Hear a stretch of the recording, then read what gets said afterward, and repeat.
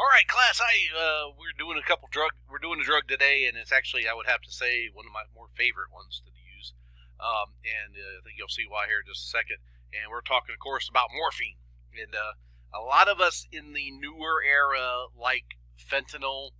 Fentanyl is kind of our drug of choice, but I'm going to tell you about morphine and some of the cool things that it does, and some of the other effects. And I think physiologically, when we're dealing with patients, it's one of those let's think about what we're doing about it and when we use it.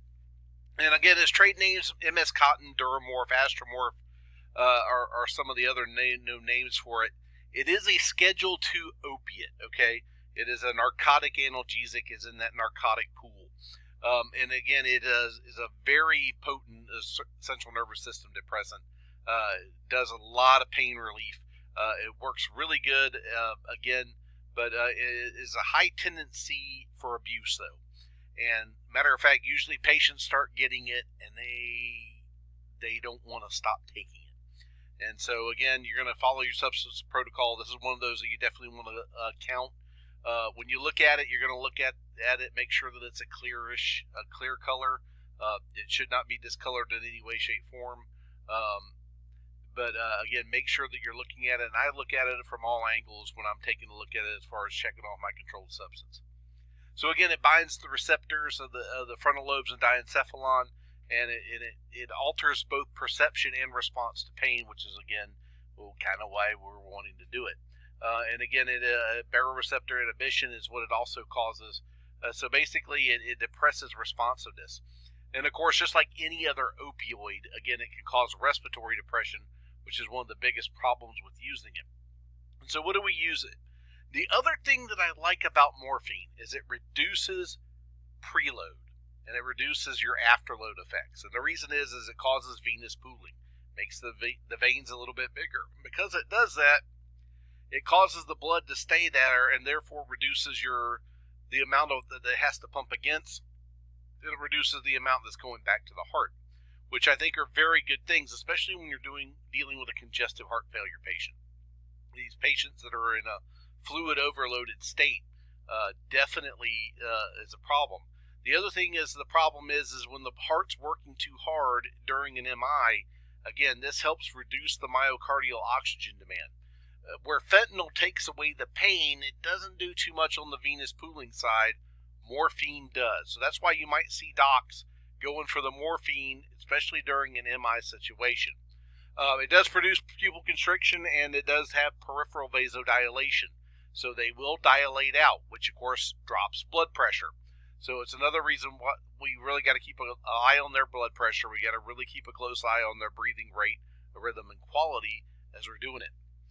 Usually the onset is about less than 1 minute, and it peaks in about 7 to 10. So don't rush to be giving a lot of this. Give it, see if it takes effect. If it doesn't, then give more. So you want to make sure that you don't do that, and give it slow, by the way, because usually that's what causes the venous dilation, is when you give it too fast. It blows out the blood pressure too quick. This stuff usually lasts 4 to 8 hours. Unless the patient's in pain, then they'll burn it off a lot faster, and you might have to give more. So it is one of the pluses to this drug is that it does stay with them for a little while. But if they remain in pain, you're going to have to give more, especially your burn patients, definitely. So again, when do we use it? Cardiac chest pain that doesn't respond to nitroglycerin, if they're having myocardial infarction, kidney stones, anything basically that's got pain, broken bones, acute pulmonary edema, CHF, it is wonderful for that because, again, reduces preload and afterload, which gives the fluid someplace else to go instead of backing up in the lungs. And then again, your pain associated with isolated extremity fractures, renal colic, and burns. Of course, that's a big one. Again, and we usually have to give a lot of this, by the way, when we're dealing with especially a burn patient. It's not unusual to give 20, 30, 40 milligrams to these people. Matter of fact, usually you knock out their respiratory drive before you knock out their pain sensations. All right, so again, as an opioid, you would expect all these lovely side effects. But the big ones down there, the hypotension, it can either cause bradycardia or tachycardia. Bradycardia is usually because their respiratory drive gave out. tachycardia because you drop their blood pressure too much, okay? And again, respiratory depression, that is a big one, okay? Again, it's going to kill your cough as well, so it can cause some bronchoconstriction, so just be aware of that. Make sure you listen to their lungs. And, and like I said, guys, morphine, it's awesome. And I think that it has a good use. In a pain situation, I'm probably going to go with fentanyl. If I've got a cardiac related with it, I'm probably going to lean towards the morphine if I have a choice. All right, so again, when you give this stuff, they usually get nausea, vomiting. Usually when I give 2 of morphine, I usually give either 12.5 of phenergan or 4 Zofran with it. That's it kind of goes hand in hand. They can break out from rashes. They can, it is possible for that to happen. I had a abdominal pain patient I gave it some to, and she turned out to be allergic to it, and boom, again, I had 2 problems now instead of 1. All right, so things that we don't want to give it to. If they got acute alcoholism, if they already have an altermentation, any type of head injury, we want to stay away from it. If their blood pressure's low, if they know we got hypovolemia, stay away from it. If they have COPD exacerbation, remember it causes bronchoconstriction. We're going to make the problem. If they have MAO high inhibitors within the last 14 days, probably don't want to give any type of morphine. All right, increased intracranial pressure due to CO2 retention. Again, usually due to bronchoconstriction. So if we follow that pathology there, the pathophysiology in this case, you're looking at, they're going to be clamping down, and then you're only going to make them worse. So again, if they've got seizure disorder, hepatic or renal disease, usually you've got to back off the doses on those. But again, we try to stay kind of away from it. You can give it. If they've ingested a poison, probably not a good idea to give them morphine. Again, MAOIs, it can cause excitation. That's why we probably don't want to give it there. But again, watch out for your those medicines, the antihistamines, alcohols, beta blockers, because they make things better. By the way, the other thing that we like to give in a myocardial infarction is a beta blocker. And the reason is it reduces myocardial workload. Great, wonderful stuff. But when we give it with the morphine, it can cause a little problem, so you got to be careful. Again, we don't mix it with a meperidine or aminophylline or any type of sodium bicarbonate. It crystallizes just beautifully. We try not to do that. And again, guys, it is a highly addictive substance. So it's metabolized in the liver. That's why if they've got kidney, and it's excreted through the kidneys. So that's why if they've got any type of liver disease, any type of kidney disease, we're going to probably have to watch our dosing on that. Not to say that we shouldn't give it, but we should probably go small in that case. And again, if you're given morphine, you really need to have the Narcan out and ready to go, because if you accidentally give them too much, you need a way to reverse it. Okay?